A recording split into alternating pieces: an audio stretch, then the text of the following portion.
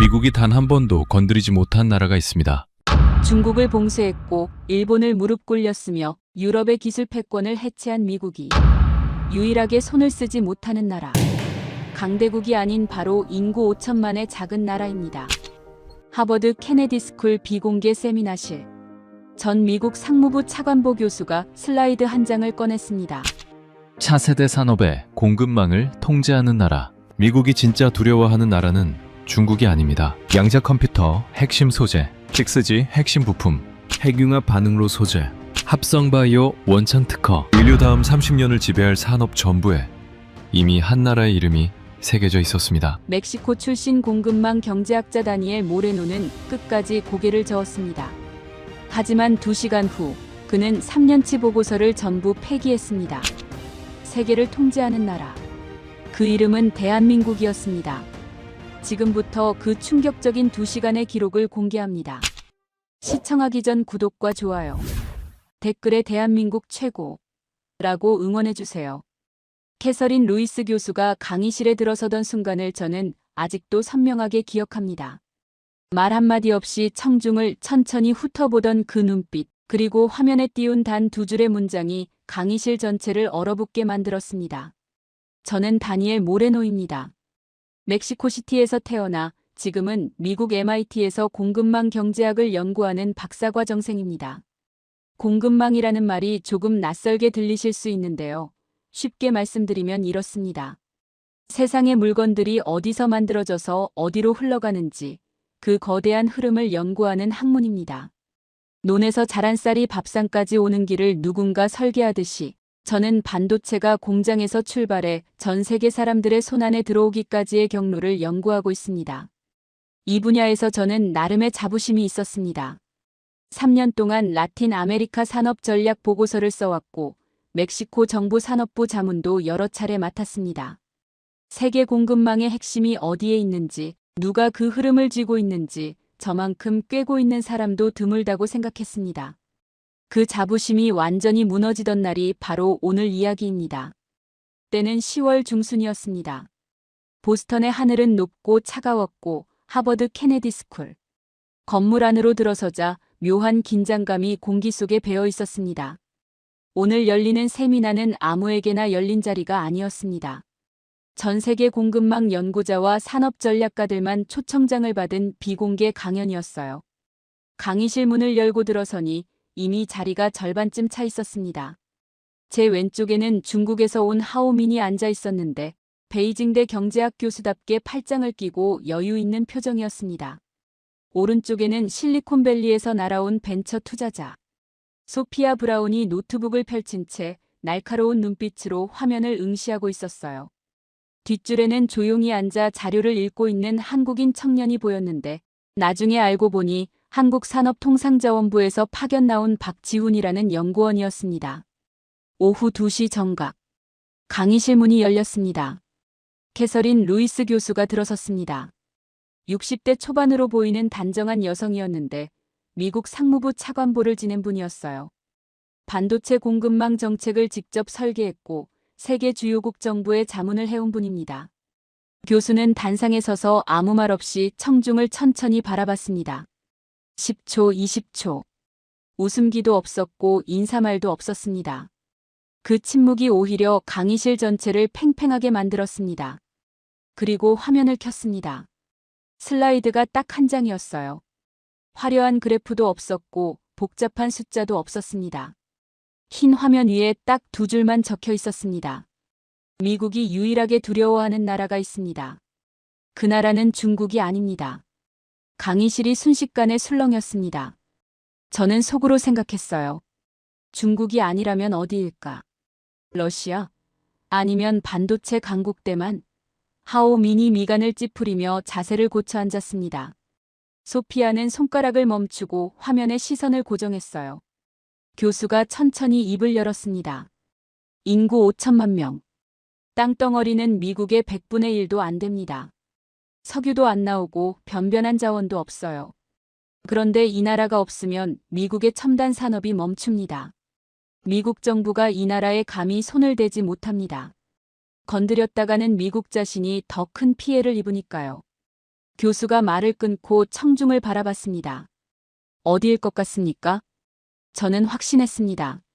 대만이겠지. 반도체 때문에 미국이 늘 조심하는 나라잖아요. 하오민도 나지막이 뭔가를 중얼거렸고 소피아는 빠르게 노트에 뭔가를 적었습니다. 교수가 두 번째 슬라이드를 넘겼습니다. 화면에 단 두 글자가 떴습니다. 한국. 저는 그 순간 자신도 모르게 피식 웃었습니다. 한국이라고요. 3년 동안 세계 공급망을 연구하면서 한국이 반도체와 자동차에서 두각을 나타낸다는 사실은 저도 알고 있었습니다. 하지만 미국이 두려워할 정도라고요. 솔직히 그건 조금 과장된 이야기처럼 들렸습니다. 그때까지는 그렇게 생각했습니다. 한국이라는 두 글자가 화면에 떠 있는 동안 강의실 안에는 묘한 공기가 흘렀습니다. 완전한 침묵은 아니었어요. 여기저기서 낮은 웃음소리가 새어나왔고 누군가는 옆 사람과 눈빛을 교환했습니다. 그 표정들이 전부 같은 말을 하고 있었어요. 설마 한국이? 하오민이 가장 먼저 손을 들었습니다. 베이징대 경제학 교수답게 목소리에 거침이 없었어요. 교수님, 솔직하게 여쭤봐도 되겠습니까? 중국의 GDP는 한국의 20배가 넘습니다. 제조업 규모도 인구도 기술 투자 규모도 비교가 안 돼요. 미국이 두려워하는 나라가 한국이라는 건 데이터로 봤을 때 납득하기가 어렵습니다. 소피아도 노트북에서 눈을 들었습니다. 저도 한 말씀 드리자면 실리콘밸리에서 10년 넘게 일했는데요. 투자회의에서 한국이 미국 산업을 위협한다는 이야기는 솔직히 별로 들어본 적이 없습니다. 삼성이나 현대 이야기는 나오죠. 하지만 그게 미국 전체를 흔들 수준이냐고 하면 글쎄요. 저도 가만히 있을 수가 없었습니다. 저는 3년 동안 세계 공급망 데이터를 들여다봤습니다. 한국이 특정 분야에서 강하다는 건 사실이에요. 그런데 미국이 건드리지 못할 정도로 핵심적인 나라냐고 하면 제 데이터에서는 그런 근거를 찾기가 쉽지 않았습니다. 강의실 분위기가 완전히 교수를 향해 기울어졌습니다. 반론이 세 방향에서 동시에 쏟아진 셈이었어요. 저는 솔직히 이쯤에서 교수가 좀 당황할 것이라고 생각했습니다. 그런데 루이스 교수는 웃고 있었습니다. 반박하려는 기색도 없었고 서두르는 기색도 없었어요. 물 한 모금을 천천히 마시더니 고개를 한번 끄덕이며 말했습니다. 좋습니다. 다들 당연한 반응이에요. 저도 처음엔 그랬으니까요. 그럼 하나씩 보여드리겠습니다. 교수가 화면을 바꿨습니다. 이번엔 그래프가 하나 떴는데 제목이 눈에 확 들어왔어요. AI 시대, 세계에서 가장 중요한 부품 누가 만드는가? 교수가 설명을 시작했습니다. 여러분, 요즘 AI라는 말 많이 들어보셨죠? 챗GPT, 인공지능 스피커, 자율주행 자동차. 이 모든 게 AI 기술로 돌아갑니다. 그런데 AI가 작동하려면 반드시 필요한 부품이 하나 있어요. 엄청나게 많은 정보를 순식간에 저장하고 꺼내올 수 있는 특수 메모리 반도체입니다. HBM이라고 부르는데 쉽게 말씀드리면 AI의 뇌 역할을 하는 부품이에요. 이게 없으면 아무리 똑똑한 AI 칩을 만들어도 작동을 못합니다. 교수가 잠시 멈췄습니다. 이 HBM을 전 세계에서 누가 만드는지 아십니까? 화면에 숫자가 떴습니다. SK하이닉스 53%, 삼성전자 39%, 미국 마이크론 8%, 한국 두 회사가 합쳐서 92%. 강의실이 처음으로 완전히 조용해졌습니다. 하오민의 팔짱이 풀렸어요. 소피아가 노트북 화면에서 눈을 들어 스크린을 바라봤습니다.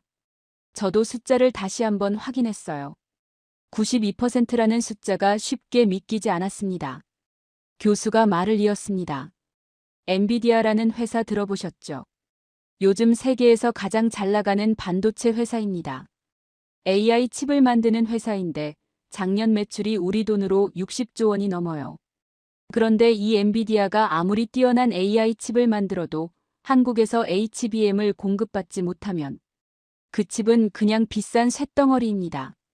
구글, 아마존, 마이크로소프트가 전 세계에 짓고 있는 AI 데이터 센터도 마찬가지예요.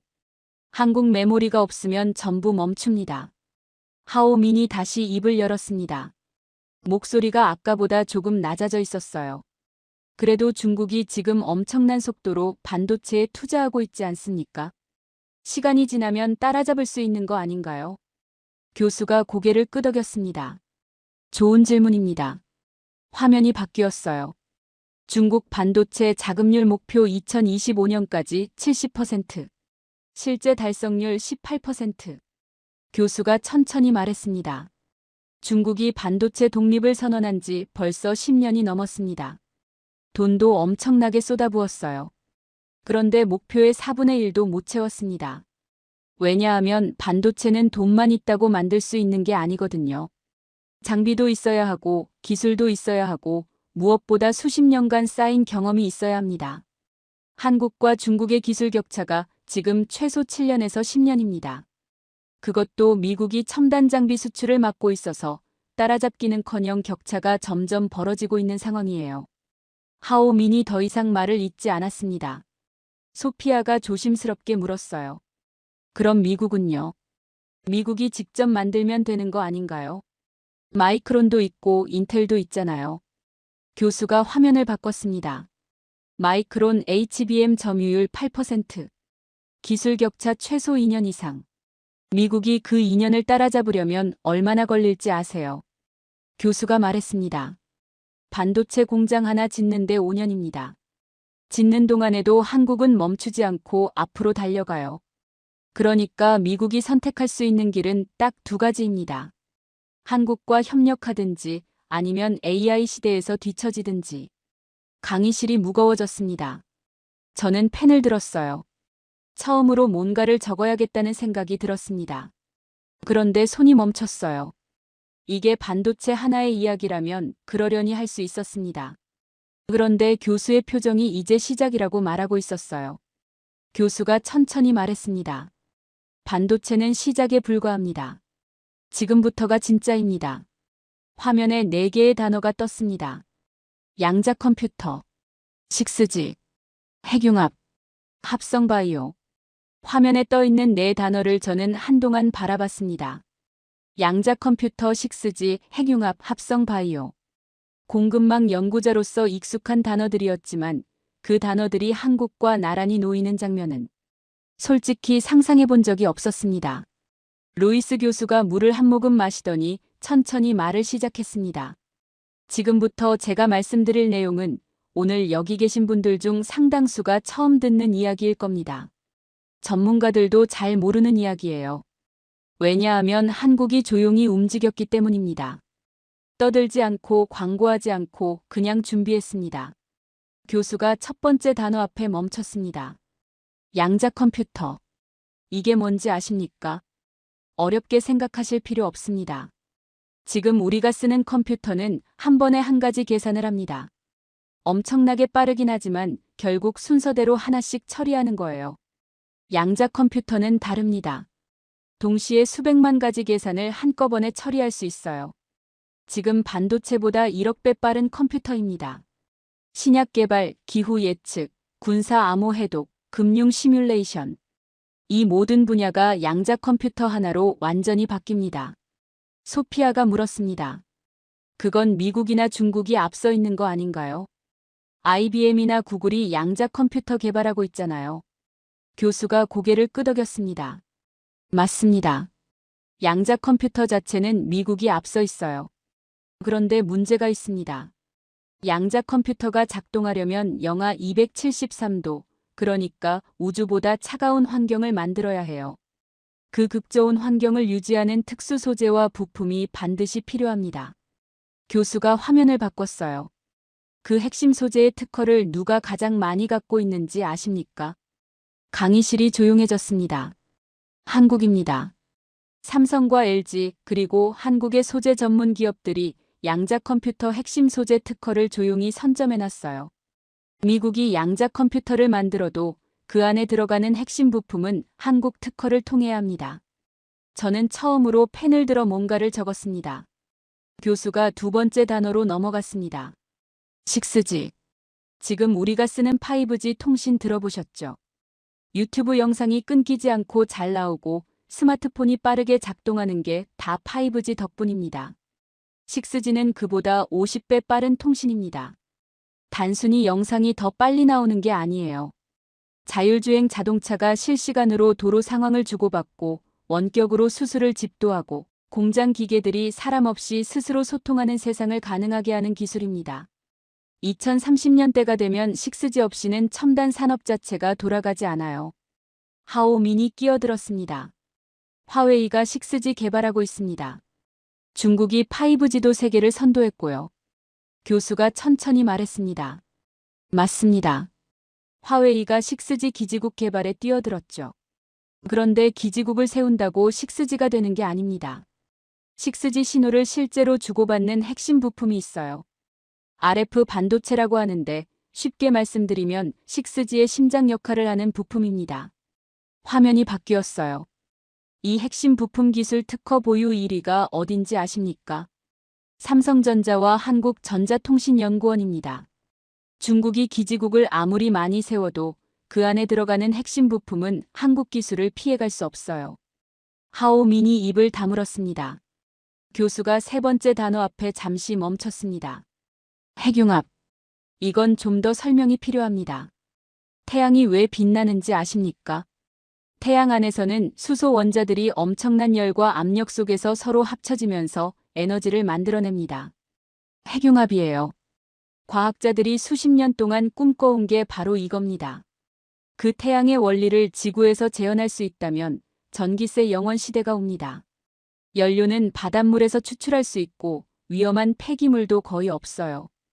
인류 에너지 문제가 영원히 해결되는 기술입니다. 소피아가 물었습니다. 그게 가능한 기술입니까? 수십 년째 연구하고 있다는 건 아는데 아직 실현이 안 된 거잖아요. 교수가 화면을 바꿨습니다. 2023년 한국핵융합연구소 KSTAR 섭씨 1억도 플라즈마 유지 세계 신기록 48초. 1억도가 얼마나 뜨거운지 아십니까? 태양 중심 온도의 7배입니다. 그 온도를 48초 동안 유지했어요. 2년 전 기록은 30초였는데 한국이 다시 갱신했습니다. 세계 핵융합 연구를 주도하는 나라가 어디냐고 물으면 지금은 한국이라고 대답해야 합니다. 그리고 전 세계 핵융합 프로젝트의 핵심 부품을 납품하는 나라도 한국이 유일합니다. 강의실이 무거운 침묵에 잠겼습니다. 교수가 네 번째 단어로 넘어갔습니다. 합성바이오. 어렵게 생각하지 마세요. 쉽게 말씀드리면 생명의 설계도인 유전자를 컴퓨터처럼 편집하고 다시 쓰는 기술입니다. 암을 치료하는 맞춤형 약을 만들고 공장 없이 미생물로 플라스틱을 생산하고 늙지 않는 세포를 연구하는 분야예요. 앞으로 의료, 식품, 에너지, 소재 산업 전부가 이 기술 위에서 돌아가게 됩니다. 교수가 화면을 바꿨습니다. 합성 바이오 원천 기술 특허 출원 건수 세계 3위. 한국입니다. 1위 미국, 2위 중국 다음이에요. 그런데 중요한 건 순위가 아닙니다. 한국이 보유한 특허들이 어느 분야에 집중돼 있는지입니다. 화면이 바뀌었어요. 한국의 합성 바이오 특허는 핵심 공정 기술에 집중돼 있습니다. 합성 바이오 제품을 대량 생산하려면 반드시 거쳐야 하는 공정, 그 길목을 한국이 틀어지고 있어요. 저는 노트를 들여다봤습니다. 어느새 빼곡하게 적혀 있었어요. 양자 컴퓨터 핵심 소재, 6G 심장 부품, 핵융합 세계 신기록, 합성 바이오 공정 특허. 저는 3년 동안 세계 공급망을 연구했지만 이 그림이 이렇게 선명하게 보인 적이 없었습니다. 교수가 화면을 끄고 청중을 바라봤습니다. 자, 이제 질문을 바꿔볼게요. 아까는 미국이 왜 한국을 두려워하냐고 하셨죠. 이제는 이렇게 물어보겠습니다. 여러분이 미국 대통령이라면 이 나라를 건드릴 수 있겠습니까? 아무도 대답하지 않았습니다. 하오민도 소피아도 저도. 교수가 천천히 말했습니다. 이게 끝이 아닙니다. 진짜 무서운 이야기는 지금부터입니다. 교수가 새 화면을 켰습니다. 이번엔 그래프도 숫자도 없었어요. 딱 하나의 질문만 화면 가득 적혀 있었습니다. 미국은 왜 한국을 건드리지 못하는가? 저는 그 문장을 보면서 처음으로 진지하게 생각했습니다. 사실 지금까지 들은 이야기만으로도 충분히 놀라웠어요. 하지만 머릿속 어딘가에서 작은 목소리가 계속 속삭이고 있었습니다. 미국이 마음만 먹으면 어떻게든 할 수 있는 거 아닌가? 일본한테 했던 것처럼. 제가 손을 들었습니다. 교수님, 질문이 있습니다. 미국이 한국에 의존하는 건 이해했습니다. 그런데 미국이 과거에 일본을 압박해서 굴복시킨 적이 있잖아요. 한국한테도 그렇게 할 수 있는 거 아닌가요? 결국 군사적으로도 경제적으로도 미국이 훨씬 크잖아요. 교수가 고개를 끄덕였습니다. 아주 핵심적인 질문입니다. 그 이야기를 하려고 했어요. 화면이 바뀌었습니다. 1985년이라는 숫자가 크게 떴어요. 교수가 설명을 시작했습니다. 1985년에 미국이 일본을 어떻게 굴복시켰는지 아십니까? 당시 일본은 반도체 세계 점유율 80%였어요. 자동차도 미국 시장을 휩쓸고 있었고 일본 자본이 뉴욕 한복판 록펠러 센터까지 사들였습니다. 미국이 패닉에 빠졌어요. 그래서 미국이 꺼낸 카드가 플라자 합의였습니다. 일본 돈의 가치를 강제로 2배 올려버린 겁니다. 일본 물건값이 하루아침에 2배가 됐어요. 수출이 무너졌고 기업들이 쓰러졌습니다. 일본이 얼마 만에 합의 문서에 사인했는지 아십니까? 저는 대답하지 못했습니다. 사흘입니다. 72시간 만에 굴복했어요. 그리고 그 후로 일본은 잃어버린 30년을 보냈습니다. 지금까지도 완전히 회복을 못했어요. 하오민이 팔짱을 끼며 끼어들었습니다. 그러니까 미국이 한국한테도 똑같이 하면 되는 거 아닙니까? 압박을 넣으면 굴복할 수밖에 없는 거 아닌가요? 교수가 미소를 지었습니다. 저도 그렇게 생각했어요. 그래서 직접 시뮬레이션을 해봤습니다. 화면에 2개의 시나리오가 떴습니다. 시나리오 1. 미국이 한국을 압박한다. 한국이 굴복한다. 미국의 예상 결과 한국이 HBM 공급을 중단한다. 미국 AI 산업 타격. 엔비디아, 구글, 아마존 데이터 센터 생산 차질. 미국 전기차 배터리 공급 절반으로 줄어든다. 테슬라, GM, 포드 생산 중단. 미국 방산 동맹 균열. 한국이 협력을 거부하면 인도 태평양 전략 전체가 흔들린다. 교수가 잠시 멈췄습니다. 시나리오 2. 한국이 굴복하지 않는다. 이 경우 미국 피해가 시나리오 1보다 더 큽니다. 소피아가 눈썹을 찌푸렸어요. 어느 쪽이든 미국이 손해라는 거네요. 교수가 고개를 끄덕였습니다. 바로 그겁니다. 그런데 더 중요한 게 있어요. 한국이 굴복할 나라냐는 문제입니다. 화면이 바뀌었습니다. 1997년이라는 숫자가 떴습니다. 교수가 말을 이었습니다. 1997년에 한국이 외환위기를 겪었습니다. IMF 국제통화기금이 한국에 구제금융을 줬어요. 조건이 있었습니다. 금리를 올려라, 기업 구조 조정을 해라, 시장을 개방해라. 나라가 통째로 흔들리는 상황이었어요. 그때 한국 국민들이 어떻게 했는지 아십니까?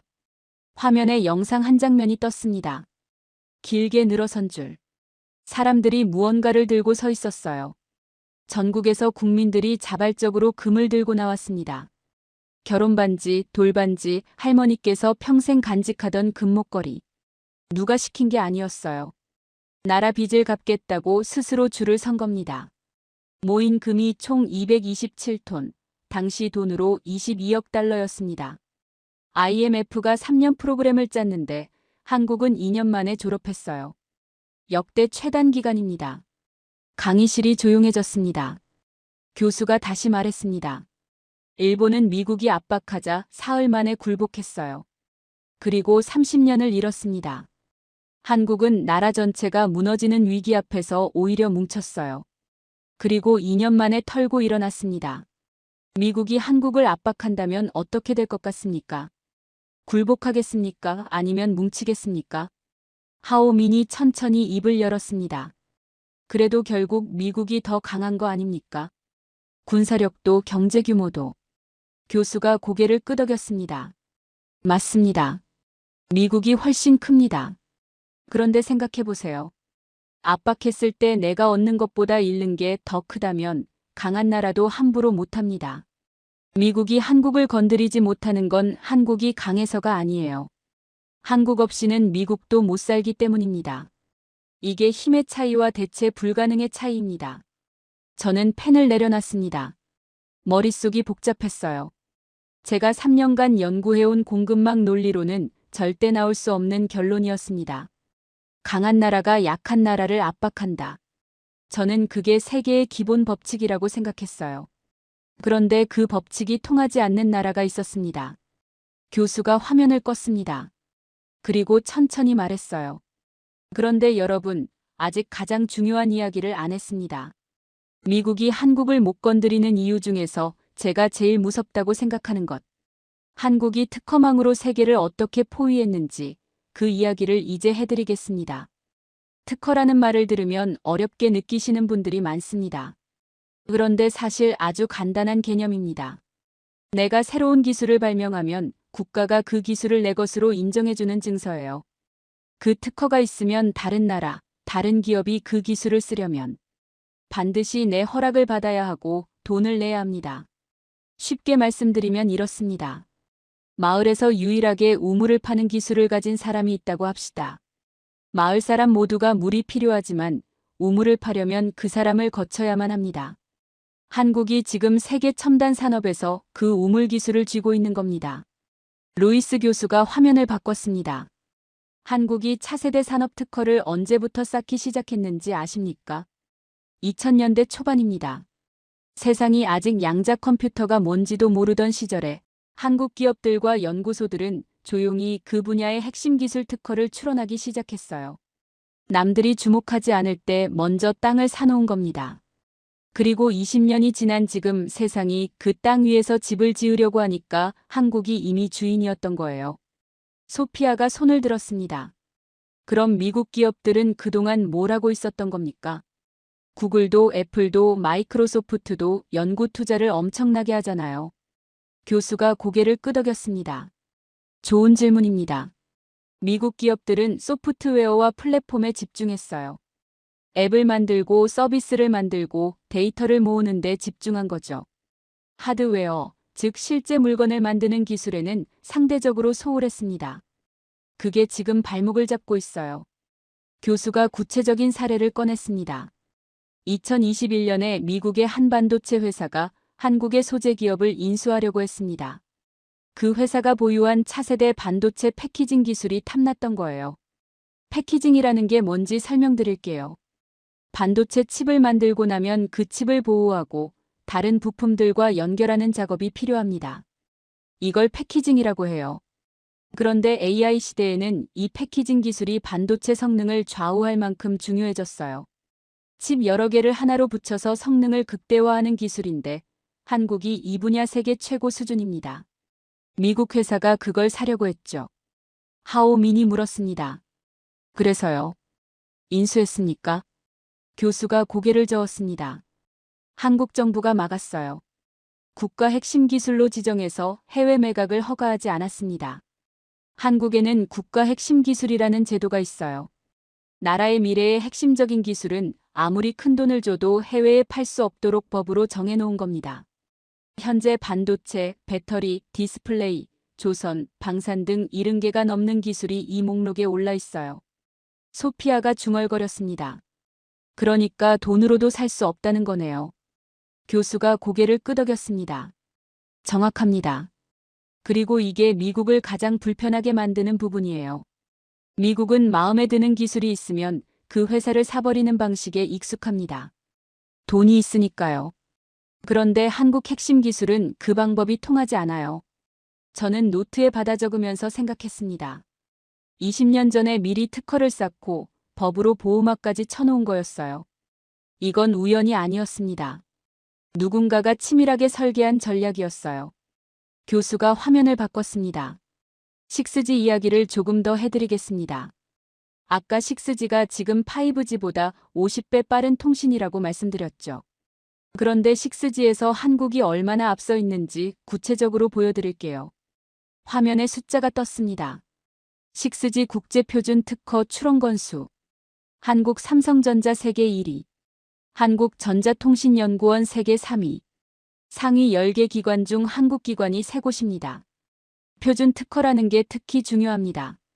교수가 설명했어요. 일반 특허는 내 기술을 보호하는 거예요. 그런데 표준 특허는 차원이 다릅니다. 전 세계가 6G를 쓰려면 반드시 따라야 하는 기술 규격이 있어요.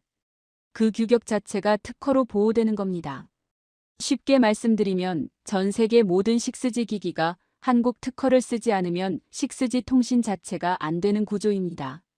중국이 화웨이로 아무리 6G 장비를 만들어도 그 안에 한국 표준 특허가 들어가야 해요. 하오민의 표정이 굳었습니다. 이번엔 반박하지 않았어요. 교수가 마지막 사례를 꺼냈습니다. 합성 바이오 이야기를 조금 더 드릴게요. 한국 바이오 기업들이 보유한 공정 특허가 왜 무서운지 아십니까? 합성 바이오로 만든 신약이나 소재를 대량 생산하려면 특정 공정을 반드시 거쳐야 합니다. 마치 라면을 끓이려면 물을 끓이는 과정을 반드시 거쳐야 하는 것처럼요. 한국이 그 필수 공정 기술의 핵심 특허를 갖고 있어요. 미국 바이오 기업이 신약을 개발해도 대량 생산 단계에서 한국 특허를 피해갈 방법이 없습니다. 소피아가 한숨을 쉬었습니다. 그러면 결국 어느 산업에서든 한국을 거쳐야 한다는 건데요. 교수가 천천히 말했습니다. 이제 이해가 되십니까? 아까 제가 말씀드렸죠. 땅을 파기 전에 이미 그 땅의 주인이 정해져 있다고요. 세계가 차세대 산업을 향해 달려가고 있는데 그 길목 곳곳에 한국이 이미 서 있습니다. 그것도 20년 전부터요. 저는 잠시 노트에서 눈을 들었습니다. 창밖으로 보스턴의 하늘이 조금씩 붉어지고 있었어요.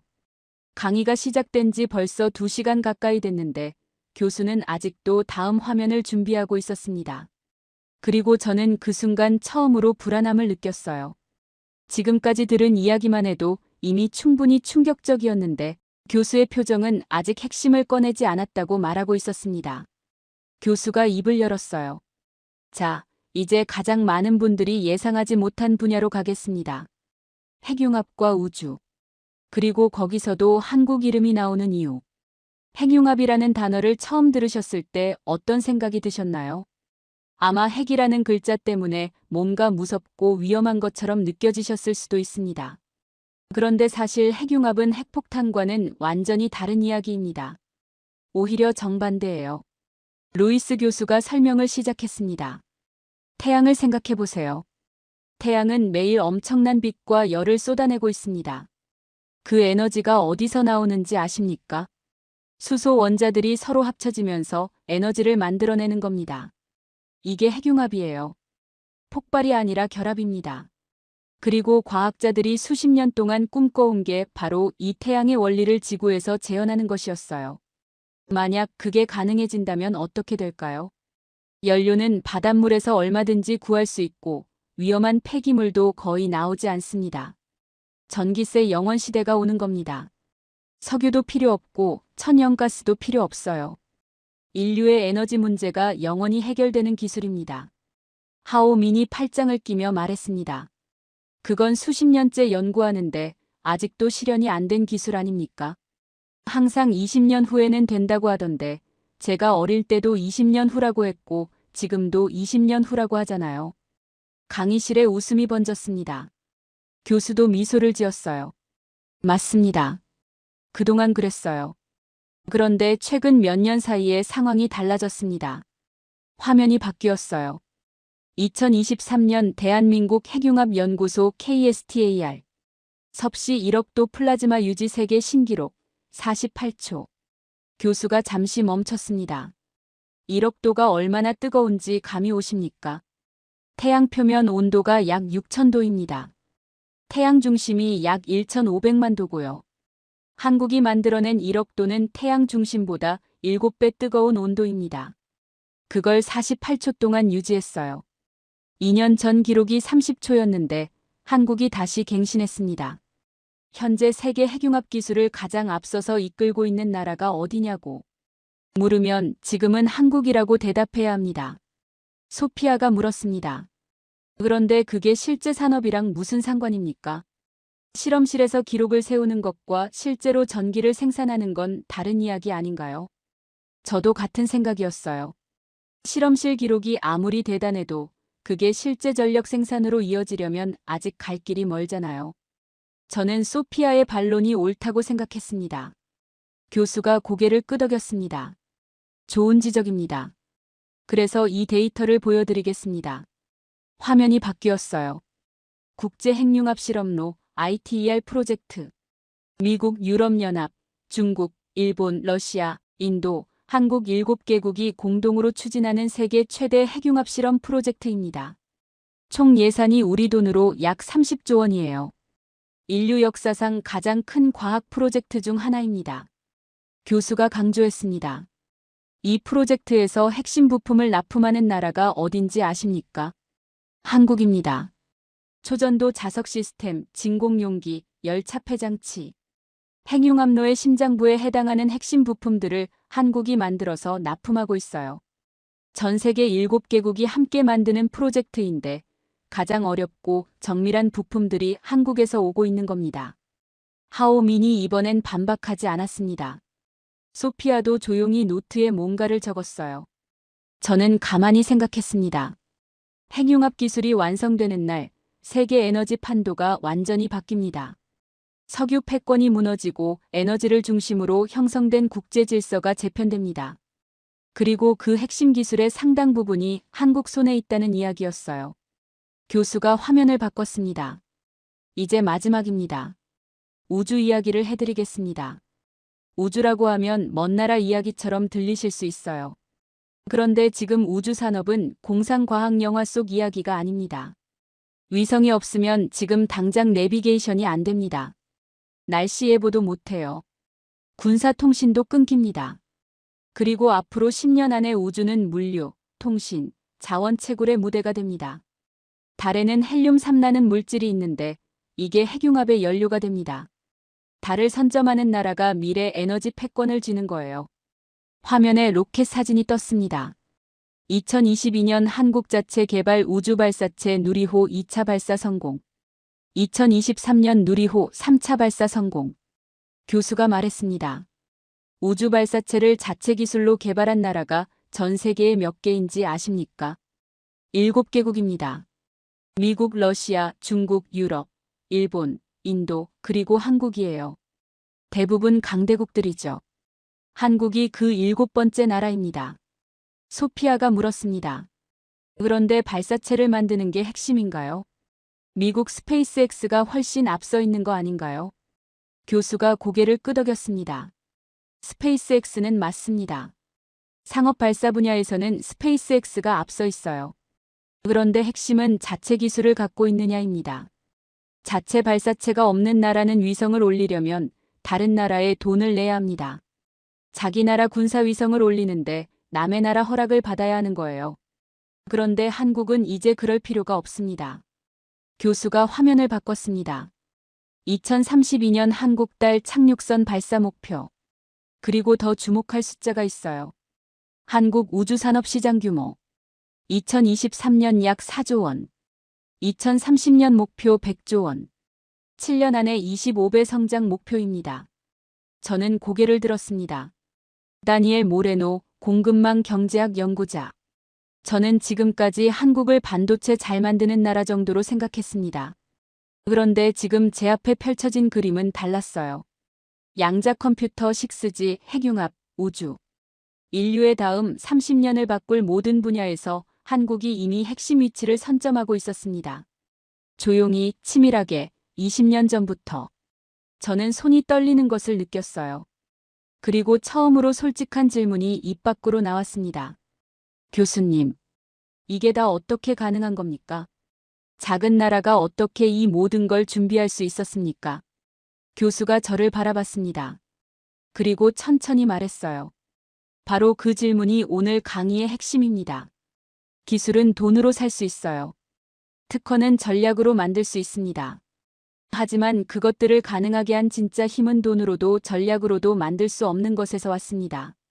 그게 뭔지 지금부터 말씀드리겠습니다. 교수가 화면을 껐습니다. 그리고 처음으로 슬라이드 없이 청중을 바라봤어요. 지금까지 숫자와 그래프로 가득했던 강의실이 갑자기 텅 빈 것처럼 느껴졌습니다. 교수가 천천히 입을 열었습니다. 지금까지 한국이 무엇을 갖고 있는지 봤습니다. 이제는 왜 한국만 이걸 가질 수 있었는지를 얘기할 차례입니다. 이게 오늘 강의에서 제가 가장 하고 싶었던 이야기예요. 그때 뒷줄에서 조용히 앉아있던 박지훈이 처음으로 손을 들었습니다. 한국산업통상자원부에서 파견 나온 연구원이었는데 강의 내내 한마디도 하지 않았던 사람이었어요. 오히려 그래서인지 모두의 시선이 그에게 쏠렸습니다. 교수가 고개를 끄덕였습니다. 말씀해보세요. 박지훈이 조심스럽게 입을 열었어요. 제가 한국 사람이라 이런 말씀을 드리는 게 좀 이상하게 들릴 수도 있는데요. 저는 한국이 여기까지 온 게 기적이라고 생각합니다. 기적이라는 말이 과장이 아니에요. 제 할아버지는 한국 전쟁 때 피난민이었습니다. 먹을 것도 없었고 입을 것도 없었어요. 나라 전체가 잿더미였습니다. 그때 한국의 1인당 국민소득이 지금 돈으로 환산하면 67달러였어요. 세계에서 가장 가난한 나라 중 하나였습니다. 강의실이 조용해졌어요. 박지훈이 말을 이었습니다. 그런데 그 잿더미 위에서 아버지 세대가 중동 사막으로 갔습니다. 섭씨 50도가 넘는 사막에서 도로를 닦고 건물을 올렸어요. 번 돈을 고스란히 고국으로 송금했습니다. 어머니 세대는 독일 광산으로 갔어요. 지하 1000m 막장에서 석탄을 캤습니다. 낯선 땅에서 말도 통하지 않는 곳에서 그분들이 번 돈이 한국 산업의 씨앗이 됐습니다. 포항제철이 그 돈으로 세워졌고 경부고속도로가 그 돈으로 깔렸어요. 저는 펜을 내려놓았습니다. 뭔가를 적는 게 실례인 것 같았어요. 박지훈이 계속했습니다. 그 다음 세대는 반도체를 만들었습니다. 1983년 삼성이 반도체 사업을 시작했을 때 일본이 뭐라고 했는지 아십니까? 한국이 반도체를 만든다고 100년 걸려도 못 따라온다고 했습니다. 기술 격차가 15년이었어요. 그런데 딱 10년 만에 삼성이 세계 최초로 63메가 디램을 개발했습니다. 일본보다 먼저요. 그리고 또 5년 뒤에 세계 1위가 됐어요. 하오민이 끼어들었습니다. 그건 정부 지원이 있었기 때문 아닙니까? 중국도 지금 엄청난 정부 지원을 하고 있어요. 박지훈이 고개를 끄덕였어요. 정부 지원이 있었던 건 맞습니다. 그런데 중국이 10년 넘게 천문학적인 돈을 쏟아붓고도 반도체 자금률이 18%에 머물고 있는 이유가 뭔지 생각해 보셨습니까? 돈이 부족해서가 아니에요. 교수가 조용히 박지훈의 말을 받아 이었습니다. 바로 그겁니다. 돈으로 살 수 없는 게 있어요. 저는 그걸 절박함이라고 부릅니다. 한국은 아무것도 없었습니다. 자원도 없고 넓은 땅도 없고 강대국의 후원도 없었어요. 한국 전쟁이 끝났을 때 세계 어느 전문가도 이 나라가 일어설 거라고 생각하지 않았습니다. 그런데 그 절박함이 오히려 한국을 만든 겁니다. 다른 선택지가 없으니까 무조건 해내야 했어요. 교수가 화면을 다시 켰습니다. 1997년 외환위기 장면이었습니다. 금을 들고 줄 서는 국민들의 모습이 다시 떴어요. 이 장면을 다시 보여드리는 이유가 있습니다. 교수가 말했어요. 이건 단순히 나라 빚을 갚는 이야기가 아닙니다. 위기가 왔을 때 이 나라 사람들이 어떻게 반응하는지를 보여주는 장면이에요. 누가 시키지 않았어요. 법으로 강제하지도 않았습니다. 그냥 스스로 들고 나온 겁니다. 결혼반지를, 돌반지를, 평생 간직하던 금부치를요. 소피아가 조용히 물었습니다. 왜 그랬을까요? 그냥 정부가 알아서 해결하면 되는 거 아닌가요? 교수가 잠시 생각하더니 말했습니다. 한국 사람들에게 나라는 추상적인 개념이 아닙니다. 할아버지가 피 흘려 지킨 땅이고 아버지가 사막에서 벌어서 세운 공장이에요. 내 가족이 굶지 않으려고 독일 광산에서 목숨 걸고 번 돈으로 만든 나라입니다. 그러니까 나라가 위기에 처하면 내 일처럼 느끼는 거예요. 저는 그 순간 묘한 감정이 올라오는 걸 느꼈습니다. 멕시코에서 온 공급망 연구자로서 저는 지금까지 모든 걸 숫자로 이해해왔어요. 점유율, 특허 건수, 기술 격차. 그런데 박지훈이 한 말, 그리고 교수가 설명한 그 장면들은 숫자로는 설명이 안 되는 것이었습니다. 교수가 마지막으로 화면을 바꿨습니다. 두 개의 문장이 나란히 떴어요. 기술은 돈으로 살 수 있다. 그 기술을 지켜내는 힘은 살 수 없다. 교수가 천천히 말했습니다. 중국이 반도체를 못 따라잡는 건 돈이 없어서가 아닙니다. 일본이 추월당한 건 기술이 없어서가 아니었어요. 위기 앞에서 굴복하지 않는 힘, 아무것도 없는 곳에서 시작해 반드시 해내야 한다는 절박함. 그리고 그게 대를 이어 전해지는 문화. 이건 어느 나라도 하루아침에 만들 수 없습니다. 한국은 150년 전부터 그걸 쌓아온 거예요. 하오민이 오랜 침묵 끝에 입을 열었습니다. 인정하고 싶지 않지만 반박할 수가 없네요. 강의실에 무거운 정적이 흘렀습니다. 저는 노트를 내려다봤어요. 빼곡하게 적힌 숫자들 사이에서 마지막으로 적은 두 문장이 눈에 들어왔습니다. 기술은 돈으로 살 수 있다. 그 기술을 지켜내는 힘은 살 수 없다. 저는 그 문장에 천천히 밑줄을 그었습니다. 교수가 물 한 모금을 마셨어요. 그리고 자리를 고쳐 앉으며 말했습니다. 자, 이제 마지막입니다. 오늘 강의에서 제가 가장 하고 싶었던 이야기.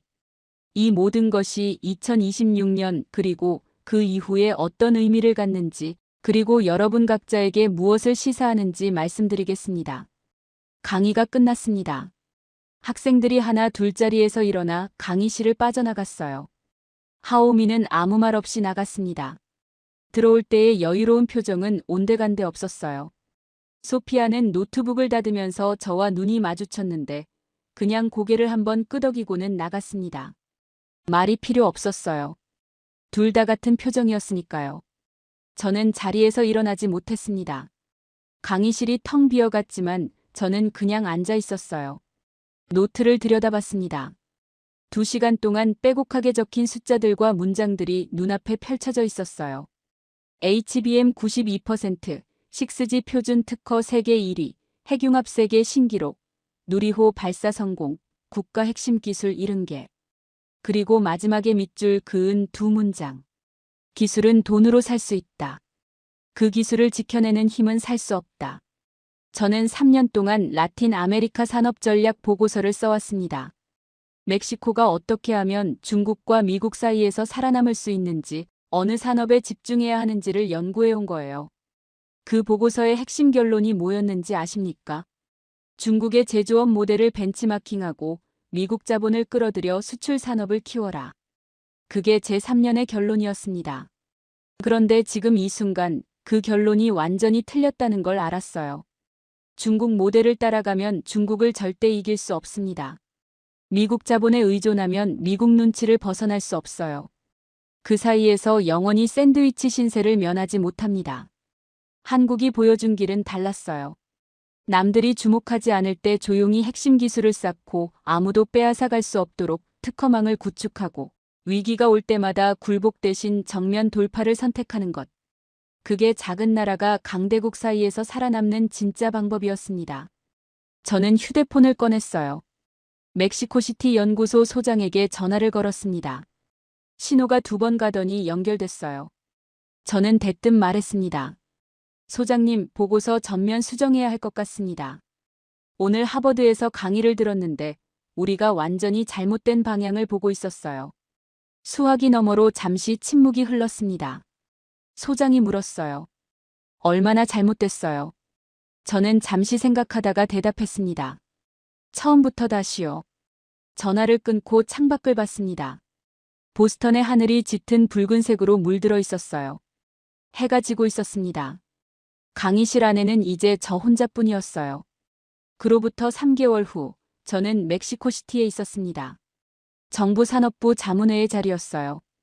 장관을 비롯해 주요 산업 관계자들이 모인 자리였는데 저는 그 앞에서 새로 쓴 보고서를 발표하고 있었습니다. 제목은 간단했어요. 작은 나라의 생존 전략 한국 모델에서 배운다. 저는 발표를 시작했습니다. 멕시코는 지금 미국과 중국 사이에 끼어 있습니다. 둘 다 우리보다 훨씬 큰 나라예요. 우리가 그 사이에서 살아남으려면 어느 쪽 편을 드는 게 아니라 어느 쪽도 우리를 함부로 할 수 없는 위치를 만들어야 합니다. 그게 가능하냐고요? 가능합니다. 한국이 이미 해냈으니까요. 장관이 물었습니다. 구체적으로 어떻게 하는 겁니까? 저는 대답했습니다. 남들이 주목하지 않는 분야의 핵심 기술을 지금 당장 선점해야 합니다. 10년, 20년 후를 내다보고 특허를 쌓아야 해요. 그리고 그 기술을 지켜낼 법적 보호막을 만들어야 합니다. 한국은 이걸 20년 전에 시작했어요. 우리는 지금 시작해야 합니다. 늦었지만 안 하는 것보다는 낫습니다. 회의실이 조용해졌습니다. 저는 마지막 슬라이드를 넘겼어요. 화면에 루이스 교수가 강의 마지막에 했던 말을 그대로 옮겨 적었습니다. 한국은 강대국을 이긴 나라가 아닙니다. 강대국이 함부로 할 수 없게 만든 나라입니다. 발표를 마치고 자리에 앉았습니다. 장관이 천천히 말했어요. 다음 달부터 연구팀 꾸려보세요. 예산 지원하겠습니다. 저는 고개를 끄덕이며 창밖을 봤습니다. 멕시코시티의 하늘이 파랗게 펼쳐져 있었어요. 3개월 전 보스턴에서 봤던 붉은 하늘이 떠올랐습니다. 그리고 루이스 교수의 마지막 말이 귓가에 맴돌았어요. 세계를 통제하는 나라는 가장 시끄러운 나라가 아니었습니다. 가장 조용히, 가장 오래, 가장 치밀하게 준비한 나라였습니다. 그리고 그 나라의 이름은 대한민국이었습니다. 아무것도 없었던 나라가 세계가 없어서는 안 되는 나라가 되기까지 그 길에는 사막에서 땀 흘린 아버지들이 있었고 광산 막장에서 눈물 삼킨 어머니들이 있었으며 불가능하다는 말을 들으면서도 끝내 해낸 사람들이 있었습니다. 기술은 공장에서 만들어졌지만 그 기술을 가능하게 한 힘은 그분들의 삶에서 만들어진 것이었습니다. 그리고 그 힘은 지금 이 순간에도 대한민국 안에서 조용히 흐르고 있습니다. 끝까지 시청해 주셔서 감사합니다.